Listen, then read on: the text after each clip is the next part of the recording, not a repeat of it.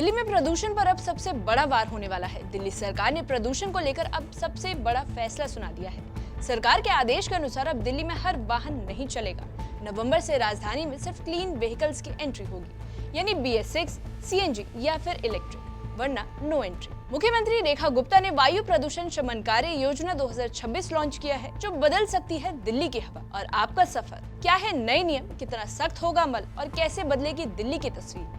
बने रहिए हमारे साथ, देंगे आपको पूरी जानकारी।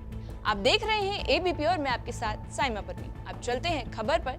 तो दिल्ली, जहां आए दिन हवा जहरीली हो जाती है, अब उसी दिल्ली में प्रदूषण के खिलाफ सबसे बड़ा एक्शन लिया गया है। सरकार ने वायु प्रदूषण शमन कार्य योजना 2026 लागू कर दिया है, जिसका सीधा असर राजधानी की सड़कों पर दिखेगा। अब दिल्ली में वही वाहन चल पाएंगे जो पर्यावरण के मानकों पर खरे उतरेंगे, यानी साफ संदेश दिया गया है कि प्रदूषण फैलाओगे तो दिल्ली में एंट्री नहीं पाओगे। 1 नवंबर 2026 से नियम और भी सख्त हो जाएंगे। जो भारी मालवाहक वाहन यानी BS6, CNG या इलेक्ट्रिक नहीं है, उन्हें दिल्ली में प्रवेश की अनुमति नहीं दी जाएगी। यानी पुराने डीजल ट्रक और प्रदूषण फैलाने वाले भारी वाहन अब राजधानी से बाहर रहेंगे।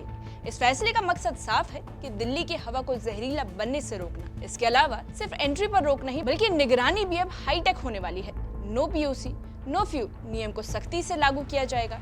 ANPR कैमरे और डिजिटल सिस्टम के जरिए हर वाहन पर नजर रखी जाएगी। अगर आपके वाहन के पास वैध POC यानी पॉल्यूशन अंडर कंट्रोल सर्टिफिकेट नहीं है, तो आपको पेट्रोल या डीजल भी नहीं मिलेगा। अगर प्रदूषण का स्तर सबसे ज्यादा बढ़ता है, तो सरकार और सख्त कदम उठाने से पीछे नहीं हटेगी। दफ्तरों के समय में बदलाव होगा, वर्क फ्रॉम होम दिया जाएगा और प्रदूषण फैलाने वाले वाहनों पर अतिरिक्त रोक लगाई जाएगी। यानी जरूरत पड़ी तो दिल्ली की रफ्तार भी कंट्रोल की जाएगी। मुख्यमंत्री रेखा गुप्ता ने साफ कर दिया है कि ग्रीन बजट के जरिए पर्यावरण को प्राथमिकता दी गई है और इसमें साफ परिवहन, सड़क की धूल नियंत्रण, कचरा प्रबंधन और हरियाली बढ़ाने पर खास फोकस है।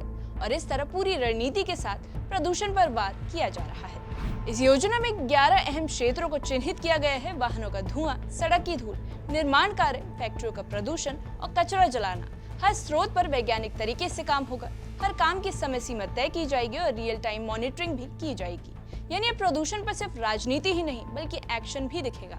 दिल्ली की हवा जो हर साल दम घोट देती है, अब उसी हवा को साफ करने की कोशिश तेज हो गई है। अब सवाल यह है कि क्या ये सख्त फैसले सच में दिल्ली को राहत देंगे या फिर नियम कागजों तक ही सीमित रह जाएंगे। फिलहाल उम्मीद यही है कि इस बार दिल्ली की जनता खुलकर सांस ले पाएगी। इस मामले पर आप क्या सोचते हैं, कमेंट सेक्शन में कमेंट करके बताइए।